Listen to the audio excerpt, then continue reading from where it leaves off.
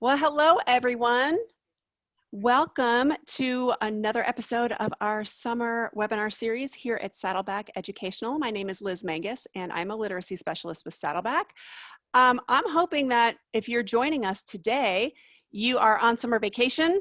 Maybe you are hanging out on a beach with a lovely cold beverage, getting ready to do some learning with us. No matter where you are today, welcome.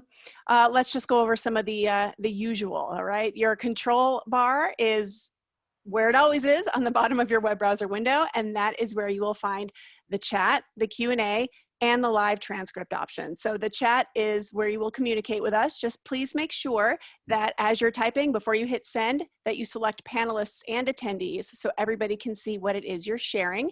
If you don't do that, then only a handful of us are going to get your message, and that is definitely not as much fun. So select panelists and attendees in the chat before you enter and send your message. Please drop your questions for our presenters today in the Q&A area, and we will get to those as we can. And if you'd like to take advantage of subtitles, click on live transcript and then select show subtitles, and that will turn those on for you. This is where you can find all of the cool people on Twitter. So Saddleback is on Twitter, and Dr. Cash and Dr. Katie McKnight are also on Twitter. Please go ahead while you're waiting for us to get started here in just a couple of minutes. We encourage you to head over to Twitter and say hello, let everybody know that you are joining us for this great opportunity today. Let's bring in Katie and Richard and see how they are doing. We'll get started in just a couple of minutes. Hello, friends. Welcome back. Hey, hi, Liz. Good to see you again. Good to see you too. And I'm hopeful that you are on summer vacation. Of course, in your world, summer vacation generally means working with schools. So if schools are on summer vacation, you are out doing trainings and meetings and that sort of thing. So, which is phenomenal after the year we've had to be able to go out and do that. So how's all that going? Really well, actually. I just was in Dublin, Georgia, not Dublin, Ireland, Dublin, Georgia. Totally different. Dublin, Georgia yesterday, working with educators down there. It was so great to get back in person with teachers. Everybody's so hungry for it. So yeah, and I'm going to be up in Arlington, Washington. Katie McKnight, I'm going to be in Arlington, Washington. Monday, yeah, I'm jealous. Wednesday of next week, so I'm really, really excited about that. Arlington's just north of Seattle, so I'm really super excited about that. So yeah, summer starts to be our busy season, which is good. So, and I see as the chat box there, go ahead and put in where you're from. So I see there Clarksburg, Virginia. Somebody from Iran. How cool! Yeah. That. All right. It's nighttime there. That's dedication. It's bedtime there. That's devotion, right? Right. Indiana. Yeah, and yeah. So coming up for me, I'm going to be going to Presque Isle, Maine. Oh. And yeah, and perfect timing too, because it'll be fall season colors. So yes. I have a very good friend who grew up and went to middle school and high school in Presque Isle, Maine. So know exactly where you're talking about. Yeah, so I'm going up there, and then I'm going to be in Nome, Alaska. Oh my gosh! Teachers in Nome, Alaska this fall. Yep. So we're finally getting back to more on-site professional development, professional learning. So I was looking at it, and then Seaside, Oregon, which I never knew before. And it looks like a wonderful spot, and presenting at a conference, doing a keynote there. And then, of course, in your state, in the Lone Star State, I'll be in the Dallas area with Region 10 education office. So yeah, so it's like it's time for me to start looking at my wardrobe and cleaning things, and because I think some of it's dusty. I'm like, wow, I can't wear my slippers anymore. Yeah. So all that's going to change. Oh, and our friend Kathy Perez is on. Hi, Kathy. Kathy did a webinar for us last week. That was great. You know how she's so high energy and so enthusiastic, and she was so much fun to have on. And welcome back, Kathy. Always glad to have you on. Kathy, when I grow up, I want to be like Kathy. I know, me too. Kathy is much taller in person than she is on the internet here. So She is much bigger than life in life. Oh my Well, gosh. We Yeah. love our Kathy Perez. I am hopeful that we all get to be in the same room together at some conference or event sometime soon. That would be so great to have everybody visit who's been on a Saddleback webinar series to present for us. To just have you all in the same place would be so much fun. I'm looking How forward to about a that. Saddleback conference? There A you go. Saddleback Talk to conference Tim would about be that. great. Yeah, Saddleback conference would be awesome. Yeah. Tim, you're going to have to hook it up. He's probably Yeah. on, so he's. Yeah, gotta talk to Tim about that Tim, one. we're planning all kinds of projects and work for you. Oh, okay. I probably shouldn't do that. He's the boss. Okay. And the Let's boss go is ahead. online. The boss is online. Yeah, Okay. shh. Oh, All right. I'm good. Let's go ahead and get started. Our topic today is leading students from independence to self-direction. Now, this is a very important conversation as we're thinking about starting up at school again and kind of addressing students where they are when they come to us. And then, of course, built into this conversation is the answer to the question of what's the difference between independence and self-direction. So to go ahead and get us started on that, we have Dr. Cash and Dr. McKnight. I don't want to get too in-depth on their bios, but they are both international consultants and educators and authors. And Dr. Cash's this is your most recent, right? Self-Regulation in the Classroom. Yeah. Great book, highly recommend. It is from Free Spirit Publishing. Definitely check it out. This is one of his areas of expertise is self-regulation. And Katie has so many great books, but this one is my favorite. I don't know if you can see it, but it's Literacy and Learning Centers for the Big Kids. So if you're a centers person, even if you're not, especially if you're not, get this one and learn how those centers work with your middle school and your adolescent learners. So, okay, that's enough from me. I'll let you two take it away and I'll hop back in here as needed. I think the most important thing on our bios is general troublemakers. Yes. This is pretty much it. But yeah, so Richard's going to take the lead on this. I'll be hanging out. I'm going to be the Vanna for this part of it and maneuvering the slides. And I'll be in the chat area too as well. So I'll see you there. Okay, well, and welcome everyone. I'm not really good at following the chat. I'm too ADHD, so I actually have to hide that stuff when it's on because I'm like a puppy. I get distracted very, very easily. And I can say that because both Katie and I have brand new puppies in our house. So someone else is watching them right now because puppies are like children, or it's like having a toddler in the house. Oh my. Yes, electrical cords out of the way. Anything that dangles has to be out of the way. Okay, so you can see right there that there's a QR code for the handout. So definitely you'll want to look at that. We'll be sharing that QR code again later. Katie just put it in the chat box I see there. So Katie, you're advancing slides, right? Yes, there you go. Okay, there you go. So what we're going to do, first, what I want to talk about is that idea of what is self-regulation. A lot of you have heard of a mindset, probably heard of the SEL, social emotional learning. Well, all of that comes out of the gradual release of responsibility. All that stuff comes out of the studies of self-regulation. Self-regulation is something that has to be learned. It is not something that is natural to us. And self-regulation is what we're going to need a lot of work with when kids come back because they've been pretty much unregulated in the virtual setting. They can turn off their cameras, they can walk away, they can, go to the refrigerator and get a drink when they need to, they can go to the bathroom when they need to. The guide rails have been taken off. So let me tell you what is self-regulation. So self-regulation is a tri-dimensional concept of who we are as a learner. And there are 3 dimensions to that. One of the dimensions is called the affective dimension. And the affective dimension, or as Katie says, the affective dimension, is the feelings. Emotion is a chemical reaction that happens within your brain, within your midbrain. That controls us. But what we can control is our affect, how we feel about that. So once our upper part of our brain becomes aware of that chemical reaction, it then reads it out, it responds to it. That's called affect. So how we feel about a situation determines the focus of our attention and how we're going to then be motivated. Then the next dimension is the behavioral dimension. And this is really where we're going to be spending some significant time in this session on the behavioral dimension, because this is where we're going to move kids from being dependent to independent to ultimately self-directed. And you're going to see that there are behavioral aspects to that. So it's the S in SEL. The affect is the E in SEL. So the third dimension is where SEL doesn't complete itself. And that's the cognition dimension. And this is where mindset lays in. So metacognition is that thinking about our own thinking. Well, if you ask a kid to think about their own thinking, they'll kind of look at you like you just grew another head. That's what really you have to tell kids is it's what conversation you're having with yourself in your head.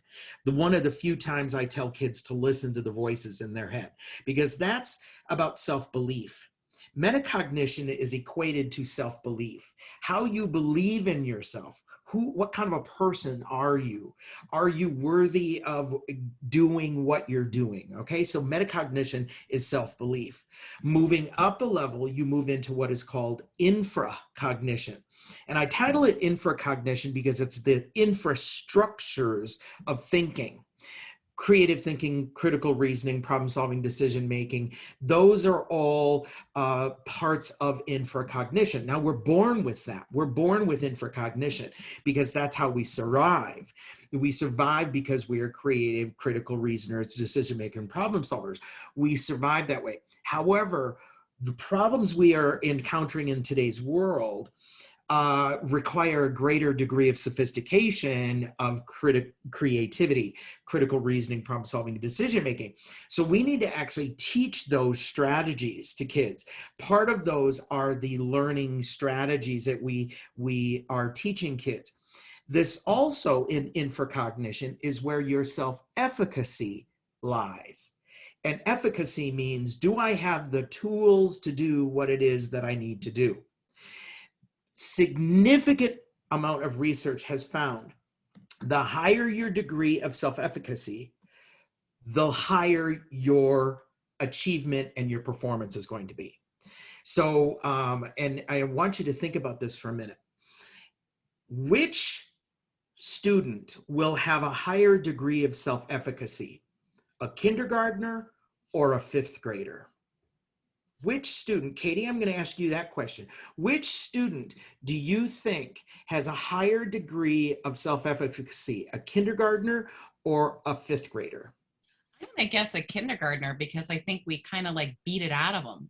Absolutely. You are spot on. And Kathy just posted that it's a kindergartner. You're exactly right. 100% of kindergartners in this study had the highest degrees of self-efficacy.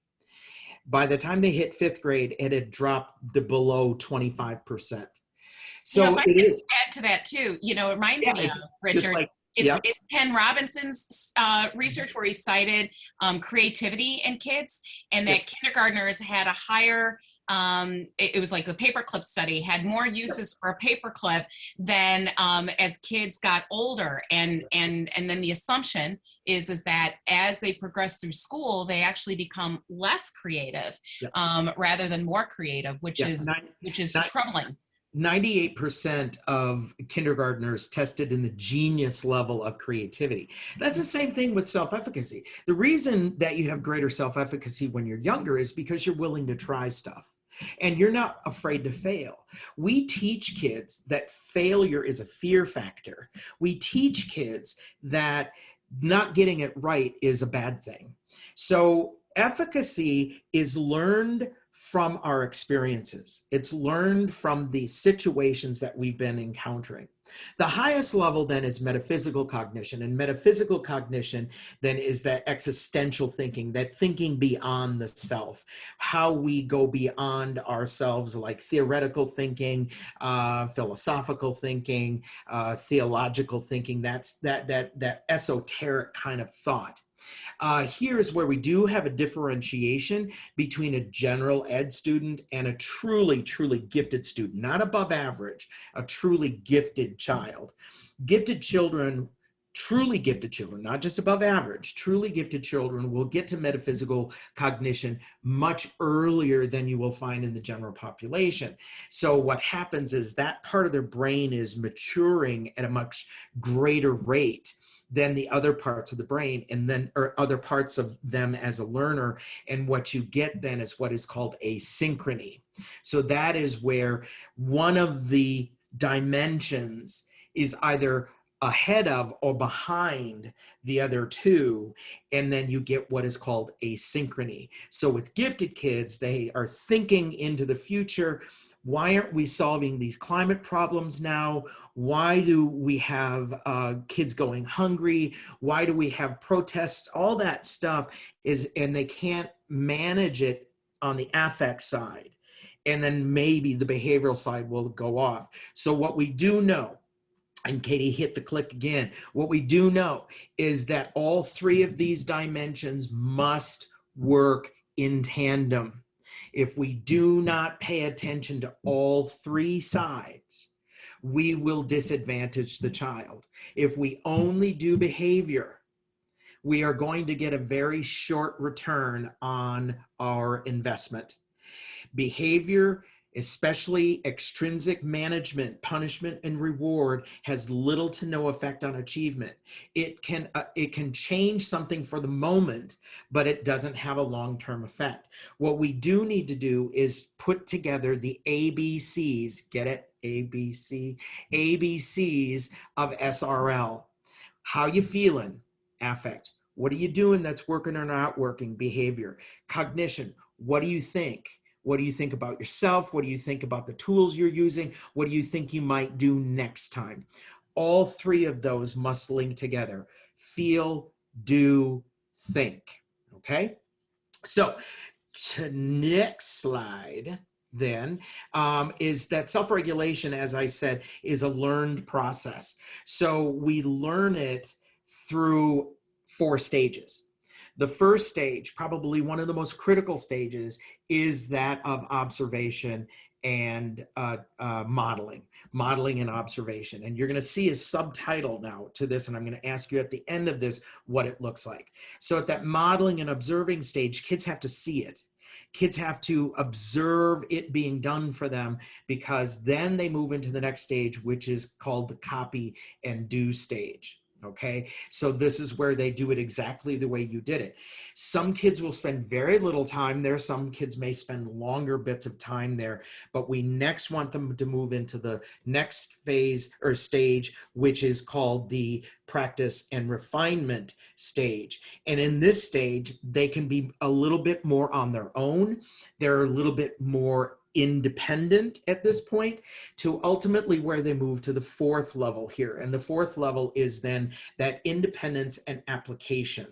When we talk about application, we're going to start talking about what is called self-directedness. And I'm going to explain that in a bit here. But independence and application is, I know what to do. I know how to do it. I don't have to be told how to do it. I can do it on my own. Okay. And if you notice the subheadings here, the I do, you do, we do, voodoo, as Katie says, that some of you may recognize that as the GRR, or the gradual release of responsibility. I want you to stop calling it that, because it's not about releasing responsibility. It's about teachers releasing control. So it's really called the GRC, the gradual release of control. And you're going to see that in a moment here. Yes, Katie McKnight. You turn your mic on. Yeah, that's like the hashtag of 2020. You're on mute. So let me add too, with independence and application, when we're talking about the literacy world and the reading world, is that a lot of the strategies that we teach and students are, working on honing those skills. When we learn like all these tools, like for instance, questioning the text, looking for summarization, inferencing. And when kids get to the point where they're doing it without us prompting them, that's when they're really at that independence and application.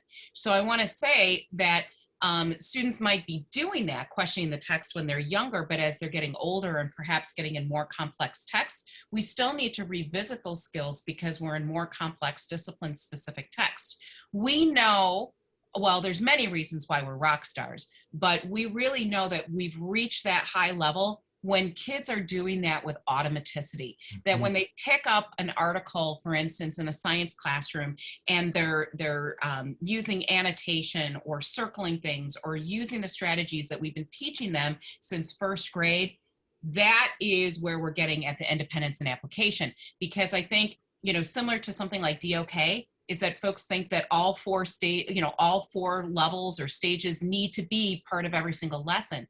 And that's not what Richard is saying here. It's a corpus of thinking and approach. And sometimes we have to spend more time at copying and doing and practice and refinement. And depending on the level and the task and what you're doing, we may not see it. It may not show up on our watch. So as a middle school, high school teacher, that independence and application of literacy skills may be happening at college and career, and we don't see that. So. Katie, thank you for that, because you just gave me another connection here. When we talk about the term strategy and skill, let me define that. The difference between a strategy and a skill. A strategy is a discrete, conscious action. This is what you're teaching in stage 1, modeling and observing. Strategy is what you're teaching them. They are practicing it, copying it, then practicing it in stages 2 and 3. When they get to stage 4, they are skilled. It's when it's automatic. So teachers teach strategies. Kids develop skills. So when you've amassed enough of those skills, you can apply them when you need to apply them. And Katie's exactly right. The degrees of complexity change from grade level to grade level. Even though you teach main idea in kindergarten, you're going to still come back to main idea in 8th grade. But it's going to be at a higher degree of complexity because you're going to be looking at multiple ideas in what the pieces of literature. It's not just one main idea. In Frog and Toad, one main idea is friendship. Okay. But in other pieces of literature, you have multiple ideas going on within that. You're going to like Hamlet or something like that, or Absolutely. Right. That's the thing. It's like you may have independence and application, but as you get into more sophisticated tasks and work and complexity of text, it's going to change. Absolutely. And so you have this in all walks of life. This is not just an academic thing. This is all walks of life. So when I was a kid, I would watch my mom make bread, because in those days we actually made bread before it became cutesy pie to make bread. Now, I mean, that was a necessity. So I watched my mom make bread, and then I practiced it and made it my own, and it, became part of who I am now. I can do it independently. So let's go to the next slide, Katie. Yeah, as we go to the next slide, Diane in the chat area said, leading students to have self-directed learning, independence, and application time and lessons must be planned ahead. It's not something that just happens naturally every day. So thank you for that comment. And I love the way that you phrase that and the importance of having those vision and goals for our students. Absolutely. And it's important to know where your kids are at in each one of those stages, because that's going to dictate the teaching strategies that the pedagogy that you're going to use at that point. The other thing to be aware of is, where are you as a teacher in the phases of learning? So the stages of self-regulation are the kids. The phases of learning are, where are you within that? So the first phase is that of fostering confidence. And I said earlier, how you feel about a situation determines the focus of your attention. So if a kid doesn't feel good about themselves, nor do they feel good about the content because math has killed me every single year, or they don't have the efficacy, they don't realize they've got the tools necessary, their confidence is low. When their confidence is low, they disengage from the learning situation. The next phase is then they have to set a goal and manage that goal. Now, here's the deal. You don't set year-long goals. Stop that. Stop setting year-long goals, because first of all, how many of you made a New Year's resolution and are still holding to it here in the end of June? Most people give it up about January 15th, which means that we can't ask kids to set a year-long goal. It's too far away. Set a goal for the littles for like the next 10 minutes. Set a goal for the intermediate kids, like the next half hour. For middle school kids, maybe the period. High school kids, it could maybe be a couple of days to maybe a week. Keep the goals short and manageable. The next stage then is, the next phase then is the managing or monitoring and managing that. That's where you do self-assessments. That's where you're getting feedback from the teacher. That's where you're interacting with your peers on the editing process. That's really where you're taking a moment to say, did I set my goal too high? Did I set my goal too low? And making it okay to adjust those goals, because that is what's going to make you successful, is being able to find the Goldilocks goal, okay? And I call it the Goldilocks goal because what that means is it's just right. It's not too hard, it's not too easy, it's just right. That zone of proximal development. The final phase of the cycle is, to me, one of the most critical of all four of them, is that review and reflection. Kids have got to take a moment, and it doesn't need to be long. It could be 2 minutes. Take a moment at the end of the cycle and say, how did I do? How did I feel about this? What did I do that worked or didn't work? What do I think I should do next time? Okay, because you want to set them up for success, which means they have got to be confident then in that for the next learning cycle to happen. So again, that review and reflection is extremely important because it helps kids find the little successes that they've had along the way. Now, it doesn't mean you should avoid mistakes. Mistakes are the best learning tool you can give a kid. They are the best learning tools because it teaches you what not to do next time. My field of expertise is in gifted education, and I'll tell you that a lot of gifted kids don't meet failure until it's almost too late. They don't meet failure until middle school or high school because everything in elementary school may be too easy for them. They get this false sense of accomplishment. They have built up this ego system that says that they're only as good as their last success. And when they find out that what happens is that when they fail, they then define themselves as a failure. That's that fixed mindset that kids get into. So I want you to pay attention to that cycle of what's going on in your classroom. Okay, next slide. Katie, any of the questions, or I'm seeing stuff go past me here. Anything you wanted to allude to while I look at this slide here? Turn your mic on. I thought I did. Okay. I clicked it real fast and then I missed it. So, so we're talking a little bit about COVID and what COVID has created and, what we're going to be facing, this coming school year. And, I really like the way that Abby characterized it because, I keep saying we had achievement gaps prior to the pandemic, and the pandemic exacerbated it in a lot of instances. And Abby said, our goal is to focus on the future. The past year happened; it happened, right? There's nothing we can do about it, but we can't go back. How will we objectively discuss where we are now and where we need to go from there? Mm-hmm. And that's generative mindset, that's generative thinking, that's teaching, all goes back to John Dewey, right? Mm-hmm. Where are your kids now and what do we need to do? And that's what you're saying too, as far as the stages of self-regulation. And what I was thinking too, Richard, on that previous slide, let me go back to it, where you have, 3, monitoring and adjusting, that's MTSS, that's using formative assessment, all of those kinds of things. So getting the data that I need in order to adjust instruction. And quite frankly, that's what great educators do. That's what, I always say great teachers and educators tinker. They're constantly messing with their craft and their instruction and what we do on a daily basis. Right. Okay. Yeah. Next slide. So what we're going to be talking about is then how to move our kids not only in the self-regulation side, but also move them through the phases of learning, which Katie has a fabulous structure for that. And when we started collaborating together, I was like, this is so perfect of the overlap of what I study and what she studies. So if you want to go to the next slide, I think this is the teaching and learning continuum slide. Oh, no. So people have asked, what's the difference between, yeah, go ahead. What's the difference between independence and self-directedness? Oh, the other way. There you go.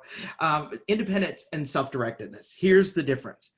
Independence, go ahead to the next slide. Independence is where the teacher sets the goal and the student does the work just with guidance and support, okay? They don't need the teacher to be standing over them.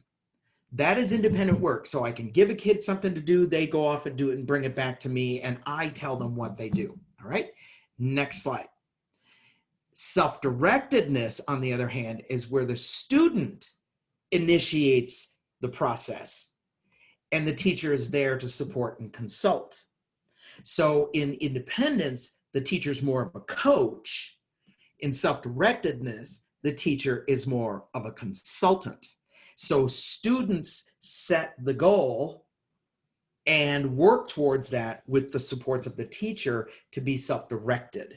All right. So in Katie's model, we had to add one more thing to the model, which you're going to see today, that moves it to this level. Okay. So to explain that instructionally, one part of if you'll see the yellow triangle here, next click, the yellow triangle is teacher control. The inversion of that is student responsibility. Okay, so instructionally, where the teacher has the most control is at the didactic level.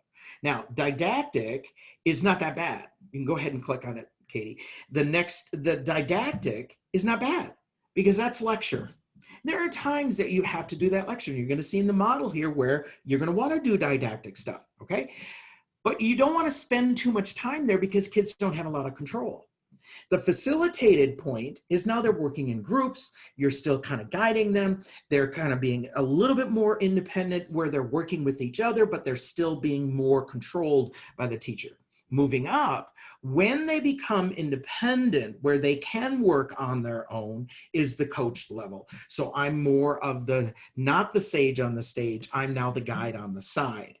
The highest level to this is the consultative role, and that is where we have the self-directedness. And you're going to see these four phases of the learning continuum in this model that you're going to see. So you're going to find that when teacher control is released or reduced, student responsibility increases. Okay, next two clicks. There you go. When teacher control decreases, student responsibility increases. That's why I say it's not the gradual release of responsibility. It's called the gradual release of control. All right. Next slide, I think, is you, Miss Katie. There you go. Here we go. It is I, yeah. So what does this look like in a classroom? So how can we take an instructional model and really ensure that we're conscribing to those tenets and what Richard had presented? Well, so I developed this literacy and learning center structure, and I want to talk about it. And it really came from an organic need. I was working with a school district in Maryland, and we were trying to get literature circles off the ground in this middle school. And I don't know if, like me with literature circles, it became very difficult to get the kids focused and working in these routines with the roles. So what we decided to do was take those roles and start putting them in a center. So instead of having a group where you had the illustrator, the discussion director, vocabulary, literary luminary, we decided to have those as a focal point as different groups and have the kids move around. Well, unbeknownst to me, when we look at centers and structures and what we know about adolescent brain development and movement in the classroom and chunking instruction and having these smaller, like focused activities, how much that harnesses actually the ability for students to learn, attend to task, and be more successful. And also looking at, Richard with his work in the stages of self-regulation, it just makes a lot of sense. So as we go through this, if you use something like Daily 5 or guided reading or any kind of center structure, or you're familiar with literature circles, you're going to scratch your head and say, oh, that reminds me of such and such. And it should, because I basically took everything that I knew from all these structures, because they're grounded on really what we know are the best pathways for kids to learn and develop their skills and their knowledge in reading and writing, speaking and listening and language. And I built upon that. So you're going to hear me as I go into my section of, oh, well, there's this teacher in Tennessee who did da da da da da da.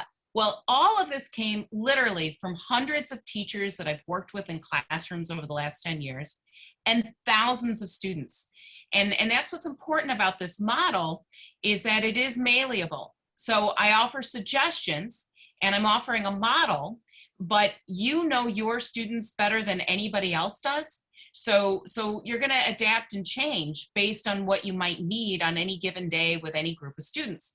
And so as we launch into this, I'm going to have Richard explain why it's centers, because some folks will look at it, and I know that there's, station rotation and things like that, but I deliberately chose centers for a very specific reason. And there you go, Richard. Well, Katie and I have gone round and round with this, and I kept saying, no, Katie, what you're talking about are stations. So, and she's like, no, they're centers. And I said, no. It's not the first argument we've had in our work marriage. she's my road wife. So here's the thing. A station is like a train station. You move through it and it's relatively quick, and you might change stations as you move down the line. A center is like a shopping center. You will spend more time there. Usually you end up going to the same locations, the same kind of store and so forth. So a center is more static, and a station has a lot of movement to it. Well, in the secondary model, you have a difference then. In the elementary model, you use a lot of station rotation. So the station is only about 5 to 7 minutes. Whereas in the center model, you have more consistency with the type of station or type of center, and it tends to be more in depth. So when she uses center for a secondary model or grades 4 and up, that's okay, because it is like going to a shopping center, but you're always going to go to Nordstrom. Okay. So it's kind of the same, place that you go to each time. Whereas a station, you might be on the red line this day, you might go on the green line the next day, or the yellow line the day after. So there are going to be some shifts and changes with stations versus centers. Yeah. And yeah, beautiful. So I couldn't have said it better myself. So this is really designed more for like 4 through 12, that once kids have developed their decoding skills and their foundational skills, and that's where the science of reading lies. Science of reading is one of those terms that's out there right now. We tend to do this in education, and there's quite a bit of misunderstanding about science of reading. And so to be clear, when we're talking about science of reading, that really lies in the primary grades and early literacy. And when we're at this level, kids have decoding, they have their foundational skills, we're assuming. But once kids can decode, they can decode anything. Our challenge at that point is comprehension. And so as we start delving more into the disciplines, this structure is not just for an ELA class. This is for all subject areas, and being able to use text to develop deeper disciplinary knowledge, as well as writing as well, and speaking and listening. So here's how it works. The mini lesson, when you think about Richard's slide on the phases of their stages of self-regulation, this is the first one. Mini lesson, copy and do. Mini lesson popularized by Nancy Atwell and Linda Reef in the late 80s when I was a brand new baby teacher, and that was considered to be like paradigm shifting, you know, when you started having mini lessons. It's direct instruction, and kids will see me do something. It's critical for kids to see me as a reader or as an expert in social studies, a historian, or a science teacher. They need to see how I figure things out.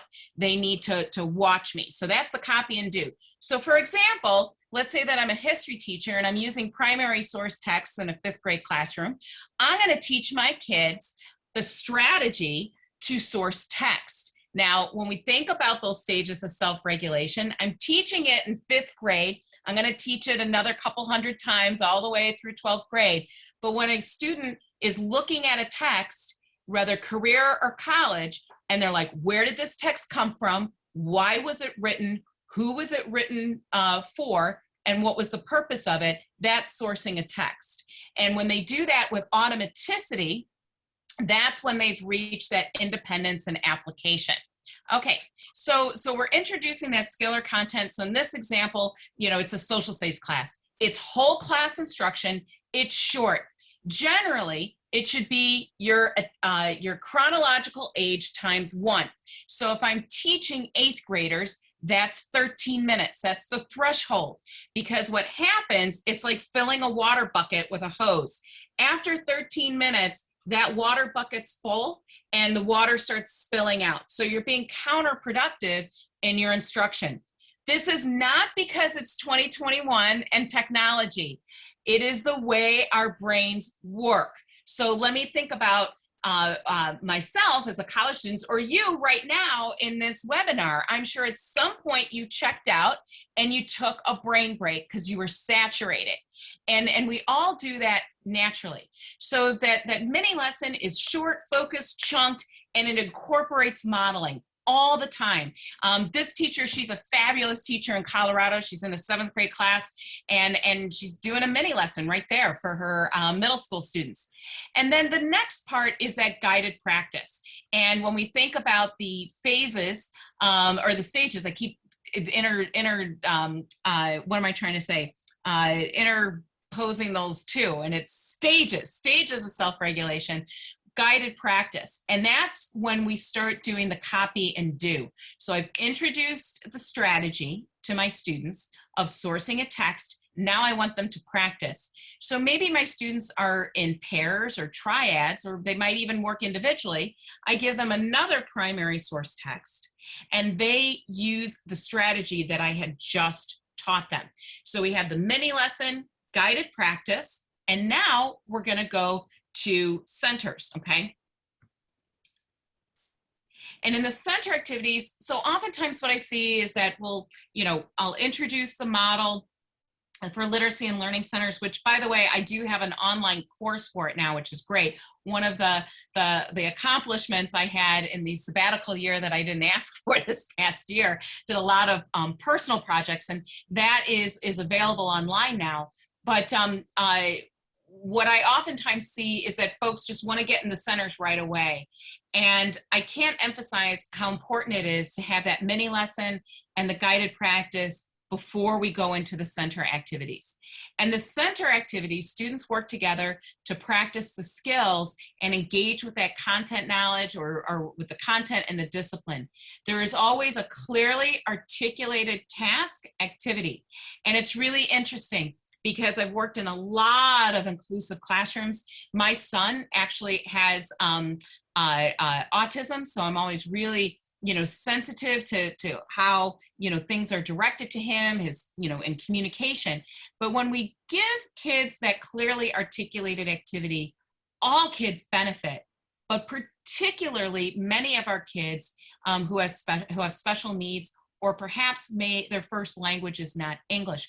When you have a clearly articulated activity and focus, it increases and focuses on what we're asking students to do, what our expectations are. And by having that clearly articulated activity, we're setting our students up for greater success. And Richard says, you know, with the phases of self-regulation, that fosters confidence, right? The more success breeds confidence, confidence breeds success. I don't know if you want to say anything more on that, Richard. I'm just wondering which comes first, do you think? Yeah, Confidence or success? Well, it's like asking, Yeah. you know, which comes Chicken and first, egg. the Yeah. chicken or the egg? Yeah. Mhm. Absolutely. Right. And then, and so there's also a teacher-led center, and a lot of folks get a little uneasy when I start talking about teacher-led centers, because everyone is afraid what's going to happen. Just put it in the chat area. If I'm in a teacher-led center, what are the rest of the students doing? And just go ahead and put it in the chat area. What are the kids doing? I'm going to What's say the fear? they're goofing around. Yeah, asking me questions. They're going to start asking me questions, whatever they want. It's going to be madness. Yeah, but Katie, I got to tell you, I got a little story here. I was tweeting, by the way, so if I was looking like I wasn't paying attention, I was trying to tweet. Pass the notes in class. Yeah. Yeah, you know, I used to teach first grade, and I had sometimes up to 4 reading groups. And I did what was called the prairie dog teaching methodology. So I'm sitting with my facing forward towards all my students. My kids are sitting in my little kidney table, and I can see out. And I would be working with my kids and working. Every like 5 minutes or so, I'd pop my head up like a prairie dog and look around and make sure everybody's on task. And I also wore a name tag during that time, during their work time, their center work time. And my name tag said, "Not now," which meant if I had my "not now" name tag on, you had to do then the C3B for me. Go and find somebody else that can help you. So this part of the framework has got to be practiced with them. And you practice it simplistically. Don't practice it with content at the beginning. Practice it with just getting up and moving from place to place. Practice it with doing a game at each one of the different centers. Then start to include the materials, because kids don't know how to do this naturally. You have to teach them how to do that. And you know, and here's the thing that we see with the older grades. This wonderful preschool teacher I know, I refer to her as the preschool whisperer, and she would always say, you know, Katie, we have kids moving around. They're in centers and in primary, and then at the start of maybe 2nd or 3rd grade, we just make them sit still all the time. So even with older students, when we're talking middle school, high school, they need to learn those routines. Now, if they're not meeting my expectations or my center norms, I'm going to stop them, and I'm going to go, you know, 3, 2, 1, eyes on me, or, you know, whatever I'm using to garner attention. And in positive framing language, I'm going to remind them what the expectation is, because they may have done centers in Dr. Cash's class, but they haven't done centers in Dr. McKnight's class. So I don't want them to practice undesirable behaviors. So I'm going to stop them, and I'm going to say, hey, I'm stopping everybody right now, because it's getting too loud. I can hear individual voices. So it's getting difficult to discuss in centers. Now, remember, one of our center norms is level 1, level 2 voice. So let's get control of our voices and get back to work. Great job. Go. 10 minutes later, it's noisy again. 5, 4, 3, 2, 1, eyes on me. Hey, everybody, I'm stopping you now. And in a 7th grade class, you're going to have a kid in the back says, because we're too loud. Yes, exactly. We're too loud right now. So let's get control of our voices. Great job. Get back to work. And what you'll see is that the frequency at which you have to stop your kids and redirect will go down to 0 in about a week. And some classes, you know, the Loudy Shouty class that, you probably remember, oh yeah, pre-pandemic, that was my 6th period class, the Loudy Shouty class. The Loudy Shouty class, yeah, you're just going to have to stop them more. But we want to make sure that we're redirecting them and that they are following our norms and expectations. Okay, Richard, yep. 2 things. Number Yes. 1, this is such a great comment, and I want to share a little bit more on this. I think it's Diane said this. Diane Peterson said, careful planning of who's in each of the groups. Okay, let me talk to you about groups for a quick little moment here, because this is my area of expertise. Yes. First and foremost, it doesn't matter how you group kids. It matters what you do in that group. That is important. My suggestion, when kids are learning a new strategy or developing their skills, it is totally, absolutely appropriate for you to put them into groups by skill development, readiness, or ability. It is perfectly fine, because your highest achieving students will either do it all or will actually pull back from it. And it's not fair to the highest achieving kids always having to be the monitor for other kids, nor should they always be the role model for other kids, because they're not. They're not. When you are going to ability group, you have to make sure that each group has as much engagement as possible for your kids who, and I'm not going to say they're struggling, they're strivers. These are kids that we haven't found the way that they like to learn best. So let's stop calling them strugglers. Let's call them strivers. For the striving students, what we should be doing is we should be having those kids work on a highly engaging experience, something that's more authentic, because they haven't had those enriched experiences. So be careful about how you group kids. Now, if it's totally on production of something, you can mix the group. It could be totally heterogeneous. That's perfectly fine. Then the other question here, Katie, that came up was about, do kids get to, here it is, do kids get to pick what center they go to?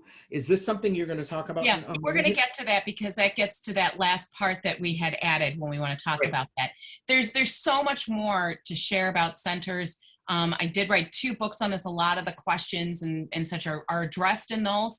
But also, feel free to drop me a line. I'd be more than happy to chat with you.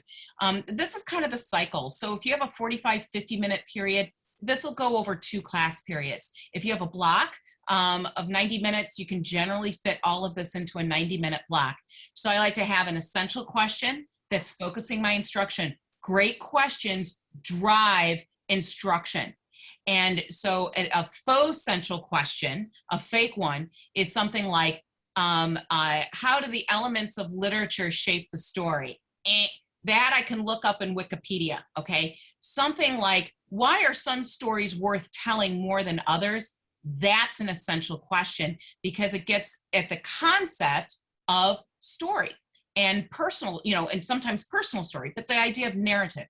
And then you have our mini lesson, then our guided practice, and then center activities, okay? And then we're going to talk about enrich, extend, and enhance. And I'm looking at time too, Richard. So we've got about 11 minutes, so I'm going to have to roll here. This is a template that's straight from my book that you can use to develop your literacy and learning cycle as well. And that is there. And so when you get started, establishing group size, generally 3 to 5 students. And there's reasons for that, because some nerd, research that about what size groupings tend to work best. Choice, as much as you possibly can. We can't do choice all the time, but when is it most appropriate? So if I have a vocabulary center, I might give the kids a choice as far as which vocabulary activity they would like to do. Or I give them a choice, like I have a word bank, and I'll say, which words do you already know? Which words have you seen before, but you're not sure what they mean? What words have you never seen ever? And yes, Diane Marzano is one of many who have actually researched group size. And then timing, as I said, it's generally the chronological age times 1. And notice that I use the word generally, okay? So sometimes you might have to change that around. I like to have a makeup center. That's a differentiated instructional strategy, but it's if you have a class, a class of 30 some students, giving kids variations of time to complete tasks is not necessarily an easy thing to implement. So I like to have a makeup center. So once students have rotated through all the centers, all of the kids participate in a makeup center with their group. It's just the makeup center time. And what they do at that center is anything that you didn't finish from any of the centers, you need to finish it now. Any work, and then I have them evaluate their work. What work is your best work and why? What work was the most challenging for you and why? So I'm doing a self-assessment that's also a formative assessment for me to also monitor how my students are doing. And that is in phase 3, right, Richard? Of monitoring and assessing. And then looking at procedures. And that timing, we have to show, displaying a timer helps to keep kids on task. It can't be me monitoring it on my phone and saying, hey, you have 2 minutes. Hey, you have 3 minutes. Hey, you have, that's not as effective. Put the timer up, displayed so the kids can see how much time they have. It helps them to stay on task. These are the foundational centers that I recommend, whether you teach math, you're a CTE teacher, health class, whatever it is. You have your teacher-led center, reading together center, vocabulary, and then writer's craft. And then depending on your discipline, you can add more. So you can have something like, whoops, hang on, there you go. I'm gonna go over here. So then we can start going into more content specific centers, okay? So for instance, in ELA, I can add maybe illustration, because we know about the connections between illustration and comprehension, literary terms, visualization, speaking and listening. I might have an audio recording of a text, or they might see something visually to develop background knowledge, and then grammar or some kind of language activity, so I can add those. I'm not saying using all of these. What I'm saying is that these are options. And I know I skipped through a bunch of other slides, but they are in the handout, so you can take a look at those very specific centers. And then here are some additional ones for social studies. So doing things like primary source documents, maps, graphs, charts, timelines, visualization station, where students are looking at maybe a newsreel, or there's so much wonderful content on sites like National Geographic, Smithsonian that I might want to incorporate. And then technology. Some teachers have things like resources like Study Island, or if you're a Read 180 teacher, you can also have a technology center as well, where they're logging on and working on activities in those kinds of, using those kinds of resources. Here's some ideas for science. And then also for mathematics, I didn't put the math slide up here, but I do have math is going to be a little bit different just by nature of its content area. So we usually have like prerequisite skills, then like different kinds of problem solving. And then, as we know, what's so important in mathematics is then to contextualize it. So it's got to be applied in other areas. It's not enough to know the Pythagorean theorem. You need to know when and how to use it. And we want to make sure that we get it contextualized. Oops, I'm going backwards for some reason. Okay. So Katie, this is the perfect segue. Go back one slide. Go back one slide. This is the perfect segue. So you've got your foundational, the teacher-led reading together, vocabulary, and writer's craft. Those are the foundational. When you add in the content specific, whether it be ELA or CTE or any of your other courses, that is where you can then move from independent. So this would be independent. So kids are doing the things that you see there. That's independent, to where you then can build in then the self-directedness. So when they get to that content specific center, now Katie, go to the next slide. Mm-hmm. So you've designed those specific things. They could go into illustration and mapping and so forth.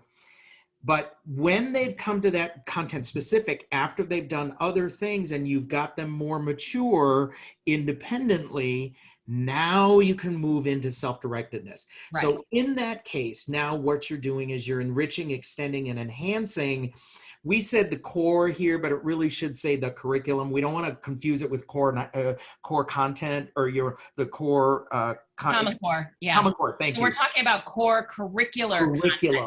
Yeah. So here's where, if you're going to expand on that, what you're going to try and do is trying to connect what they learned to the disciplines. Now, this is a hard one for teachers. Teachers usually teach in the subject level. We've got to start thinking about teaching in the discipline level. So if I'm teaching about cell division, that's in the discipline of biology. Even if I'm in the 5th grade and teaching about body parts, I'm really talking about biology, okay? So I'm going to connect disciplines. So I'm going to connect with the discipline. So kids might be doing something about being a biologist or why biologists need this. I can also have them do something that they find of interest in that. Let's use that idea of cell division, or let's use yours, Katie, about fungus. So they're learning of the different fungi. So in this one, a kid may say, you know what, I really want to research or investigate jock itch, or 7th grader. Yeah, that's kind of, or snot fungus, you know. Yeah, that'd be 5th grade. Yeah, that's interest based.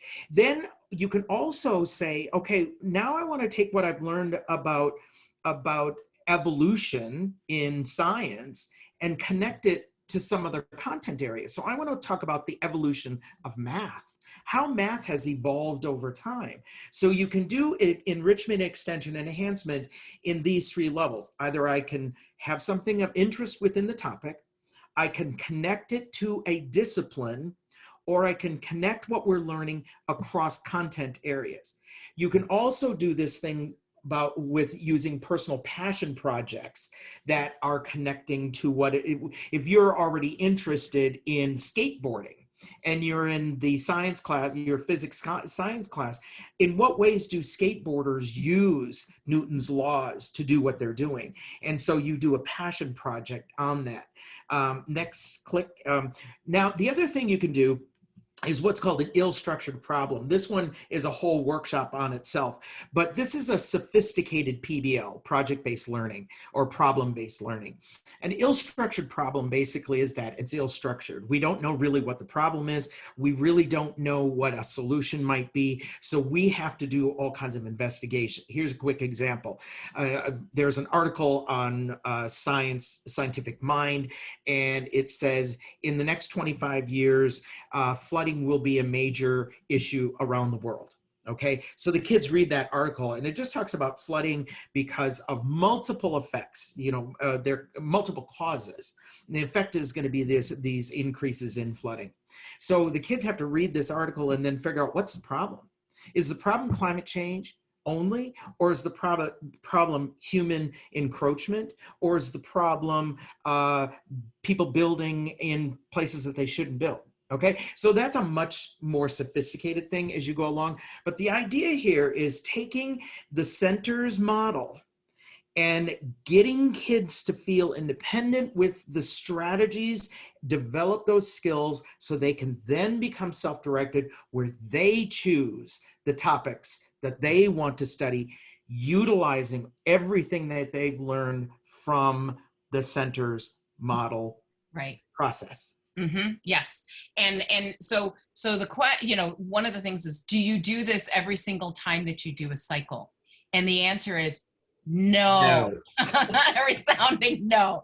So everybody take a deep breath. And I would recommend that you might do it once a quarter, maybe twice a quarter, and that you give that invitation for students to do that. And, sometimes you have students that, they've already mastered a lot of what's been happening in the different centers. So why are they going to keep doing something that they already know how to do? So you can add a center of, passion project or such. But we want to make sure that the opportunity is available to all students. So maybe as you're progressing through a unit, about halfway through, you start adding this passion project center to it, where kids can start talking about these ideas, or maybe they don't manifest it completely, but they go through the process and the thinking of it. And you know, at some point, let's give them that opportunity for success and actually create that project too, as well. Okay, Wow. so We're we top of the covered hour. quite a bit. Yeah, we got in just under the wire. It's the top of the hour right now, and I'm sure Liz is going to come back on too. And I'm here. yeah. Here I am. Take us out of the vortex, right? And you know, I just want to emphasize too, I'll put our contact information at the front, that if you do have questions and such, you know, Richard and I are more than happy, you know, to field any emails, questions that you might have along the way. And you know, it is a shameless promotion, but you know, Richard's books, Advancing Differentiation and Self-Regulation for the Classroom, and then my two centers books do go in greater depth in this material as well. I have both of your books, Katie, and I have Richard's book. I know I showed these earlier. I can't hold 3 books at one time, so I'm only holding one of yours, Katie. But yeah, I mean, so great in terms of just like the depth that you go into, and how practical some of these solutions are. So before I let everybody know what is happening next week, I wanted to give you a chance to address a question that came in earlier, which is, how do we deal with learned helplessness? I mean, there are always, we're trying to get students to independence and from independence to self-direction, but what if I've got a student who really just along the way has learned just to be helpless, and they need something to help get them out of that cycle? What do you think? Right. Yeah. Well, and I actually write about that. First and foremost, learned helplessness is about fear. Yep. They're afraid. They're It's a afraid. behavior. Yeah. Mhm. It's a behavioral thing that is an avoidance. And so what we have to do is we have to teach them how to get out of that.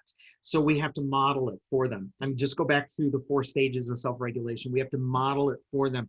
What do you do when you feel like you don't know what to do?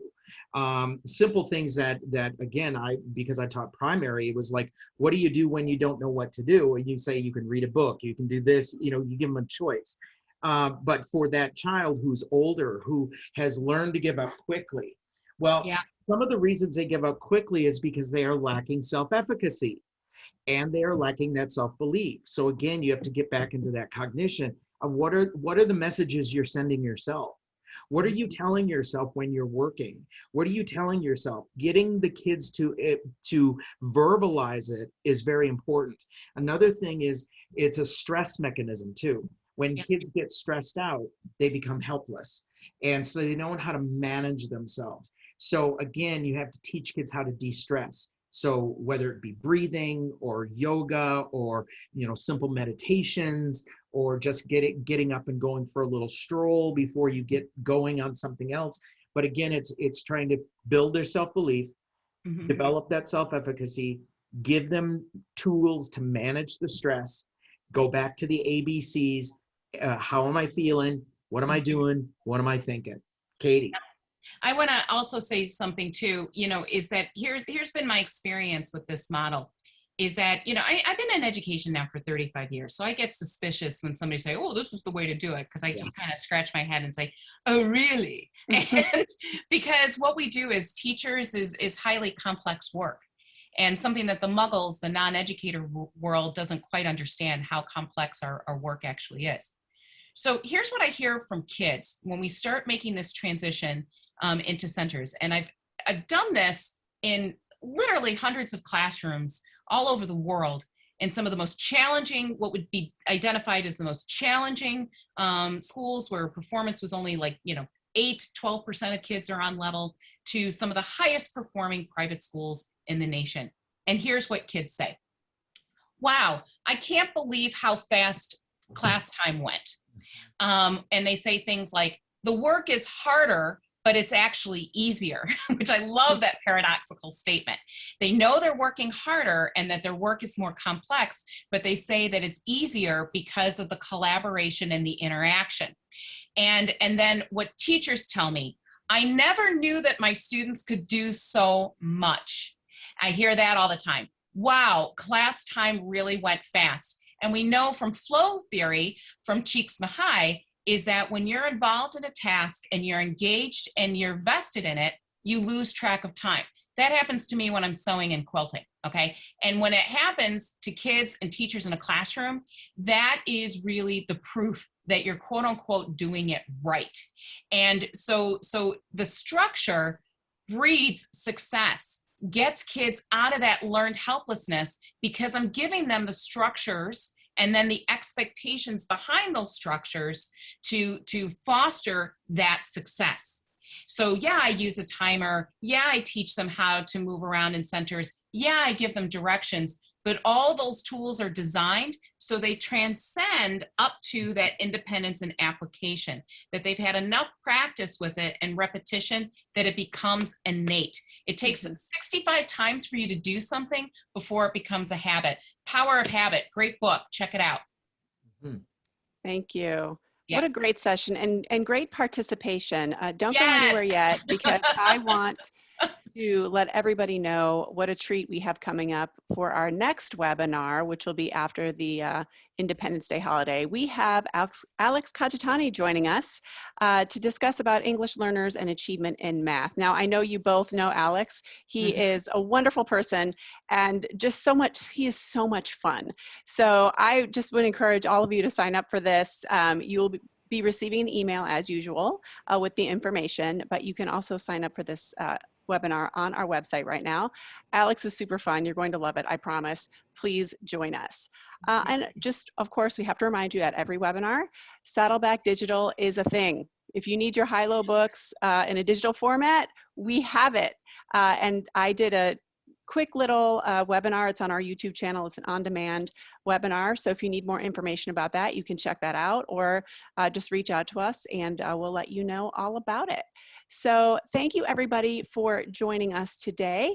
I really hope you enjoyed this session. We really enjoyed having Katie and Richard back. We'll have to do it again if your schedules permit. I know it's going to get crazy with the school year starting, but thank you both so much for your time and your expertise. And thank you to everybody for joining us today. So we'll see you all Liz, next week. And yeah, thank you, Liz and Tim, the whole Saddleback team, for giving us the opportunity. Yes. Great work you guys are doing. Yeah. All right. Thanks everybody. Thanks. Bye. Bye-bye.